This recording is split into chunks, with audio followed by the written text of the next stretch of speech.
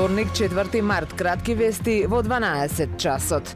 Никако да се реши проблемот со депонијата Буково, за која како да нема одржливо решение и после толку време. Повеќе од 30 години чадот, тешкиот мирис и отровните материи што ги испушта депонијата стигнуваат до околните села, но и натаму до Охрид и сите околни градови. Жителите од регионот реагираат и бараат итно решение од локалните и централната власт. Подолг период наназад, како единствено решение се посочува изградбата на регионална депонија кај селото Новаци во близина на Битола, за што битолските советници дадоа амин. Според првичните пресметки, изградбата на регионалната депонија и набавката на потребната опрема би чинело 22 милиони евра.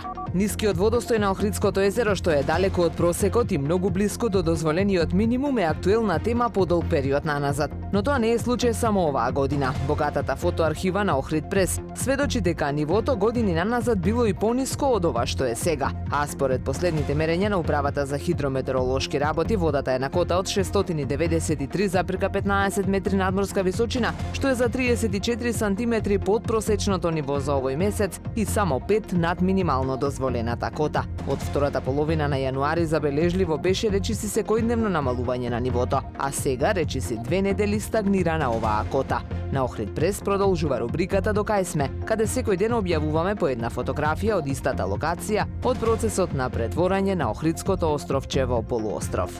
30,4% од децата на возраст од 6 до 9 години во Македонија живеат со вишок килограми. Од нив 13,8% живеат со дебелина, а 4,4% со екстремна дебелина, информираат од Институтот за јавно здравје по повод Светскиот ден на дебелината 4 март. Дебелината е глобален предизвик без разлика на полот, возраста, социјалниот статус или населеното место. Решавањето на проблемот со дебелината бара поширок и посуштински пристап, а здравствениот систем во Македонија треба да биде подготвен за грижа на овие лица. Од Институтот за јавно здравје посочуваат дека е важно дебелината да се препознае како болест и да се интегрира во здравствените системи како основен приоритет за превенција и третман.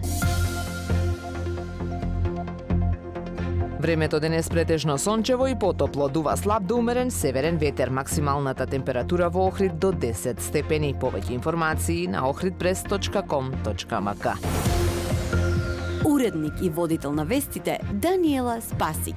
Технички реализатор Реджеп Селман.